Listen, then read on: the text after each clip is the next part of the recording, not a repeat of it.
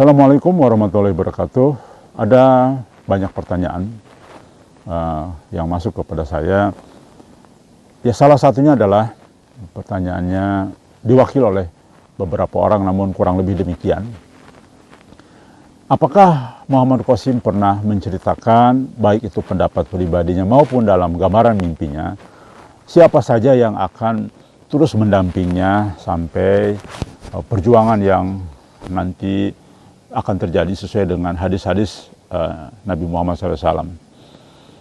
Ya, pernah, dan saya juga pernah bertanya. Teman-teman yang waktu itu di base camp juga pernah bertanya, apakah ada gambaran mimpinya siapa saja orang-orang yang ikut terus berjuang dengan Al-Mahdi ya. Beliau mengatakan, saya tidak tahu ya, dan itu yang menentukan takdirnya adalah Allah. Muhammad Qasim, saya mengatakan, apakah kamu yang akan menunjuk orang-orang yang mendampingimu? Beliau mengatakan hanya Allah yang akan menentukan takdir masing-masing. Para pembantu, para helper dan sebagainya. Orang-orang yang terus mendampingi berjuang. Jadi bukan Muhammad Qasim yang menentukan, dan belum tentu orang-orang yang pernah ketemu Muhammad Qasim atau orang yang merasa dekat, orang yang paling sering chat sama Muhammad Qasim atau apapun lah yang ditakdirkan oleh Allah Subhanahu wa taala untuk berjuang yang sesungguhnya nanti ke depan. Karena Muhammad Qasim bilang tidak tahu, dan bukan saya yang menentukan, tetapi Allah Subhanahu wa taala yang menentukan sipulan. Namun yang menarik, ada salah satu informasi dari Muhammad Qasim bahwa ketika terjadi tawaf yang waktunya itu sekitar subuh katanya, dan ada orang-orang yang memaksa dia gitu ya.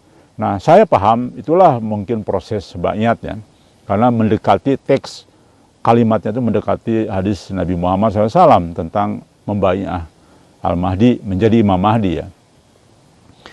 Itu yang terlihat dari ratusan orang yang ikut bersama-sama dengannya, hanya Mas Arif dari Brunei yang terlihat wajahnya.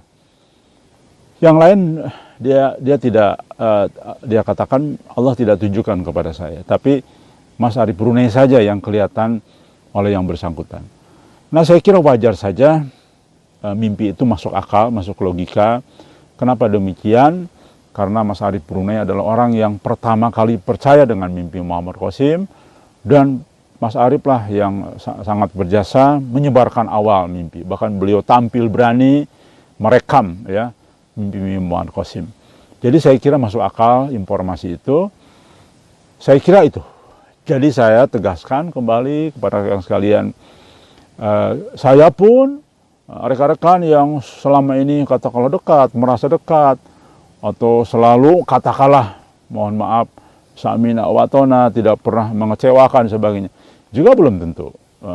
Kita tidak tahu, tidak paham. Saya pun juga tidak berambisi ya untuk seperti itu. Yang penting kita berjuang saja.